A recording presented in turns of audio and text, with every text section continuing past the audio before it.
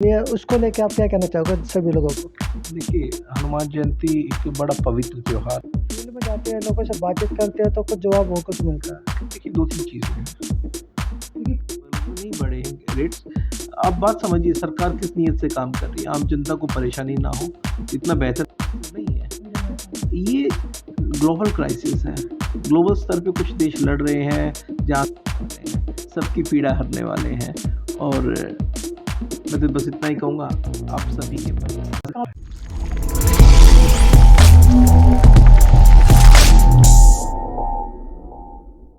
नमस्कार, मैं विजय पुनिया, आप लोगों का हमारे चैनल पे स्वागत है। मैं हूँ नजरगढ़ के 127 वार्ड के अंदर, जहाँ के पार्षद है अमित करकड़ी जी, जो एडवोकेट भी है, और उनके पिताजी भी पहले विधायक रह चुके हैं भारतीय जनता पार्टी से और काफ़ी सम्मानीय और अच्छे व्यक्ति है। तो बातचीत करते हैं उनसे। सर, सबसे पहले तो थोड़ा अपना परिचय दीजिए कि पार्षद बनने के बाद आपका कैसा सफर रहा और आपको कैसा लगा? देखिए,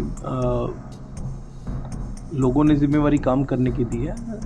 मेरी पार्टी ने मुझे ज़िम्मेवारी काम करने की थी, पार्षद के रूप में हो, चाहे ज़ोन चेयरमैन के रूप में हो, चाहे आप निगम में शिक्षा विभाग के उपाध्यक्ष के रूप में, शिक्षा समिति के। और निश्चित रूप से अपने काम को बेहतरीन तरीके से करने का हम लोग प्रयास कर रहे हैं, अपना बेस्ट देने की कोशिश कर रहे हैं।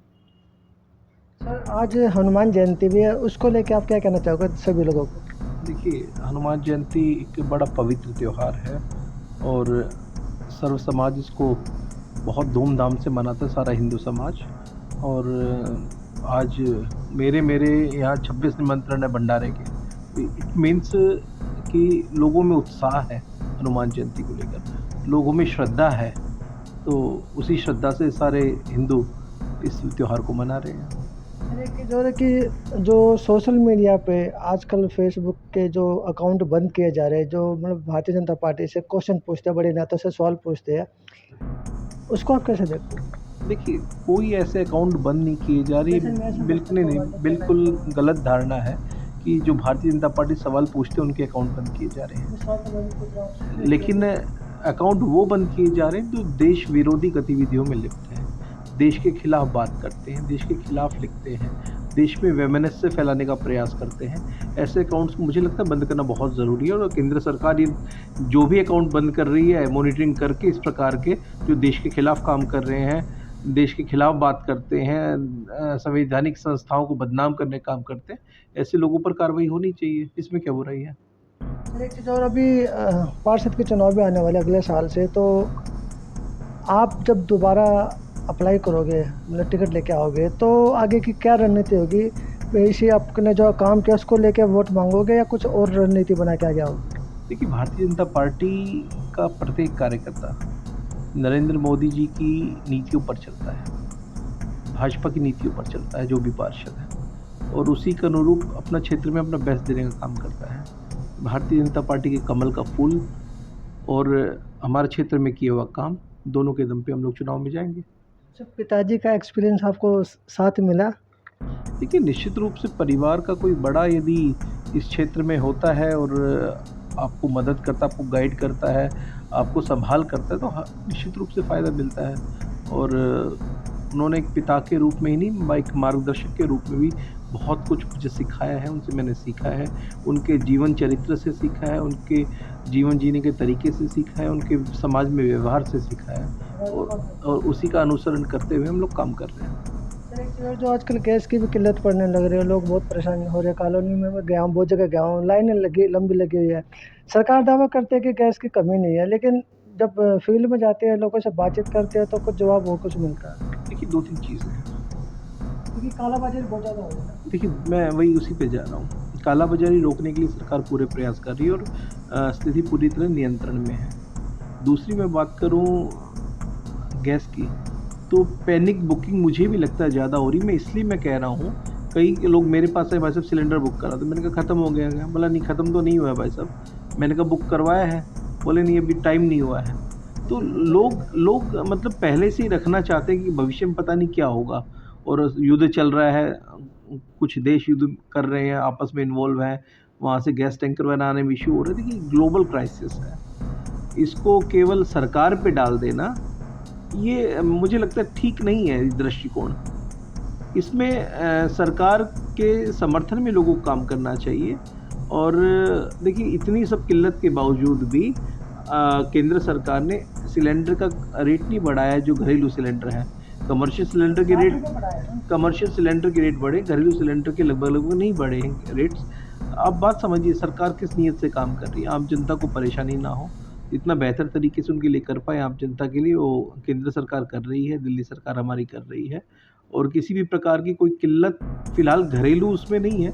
लोगों को मेरा थोड़ा निवेदन है कि लोगों को इस मामले में समझना चाहिए कि आपका जब दिन पूरे हो जाएँगे, जब भी सिलेंडर 25 दिन में जो टाइम होता है, उसके बाद कराएँ, पैनिक ना करें।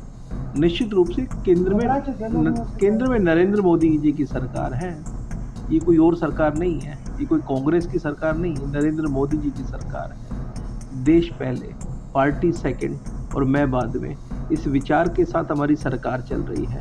अंतिम व्यक्ति तक सुविधा पहुँचे, अंत्योदय की भावना से ये सरकार चल रही है। तो इसमें मुझे लगता है कि बहुत पैनिक करने की आवश्यकता नहीं। मैं आपके माध्यम से भी लोगों को कहना चाहता हूँ, पैनिक करने की आवश्यकता नहीं है। स्थिति पूरी तरह कंट्रोल में है। और देखिए, ये क्राइसिस कोई हमारे देश का क्राइसिस नहीं है, ये ग्लोबल क्राइसिस है।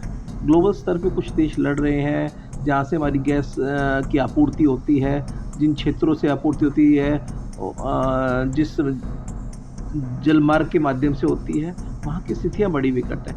फिर भी हमें गर्व करना चाहिए, हमें समर्थन करना चाहिए नरेंद्र मोदी जी का।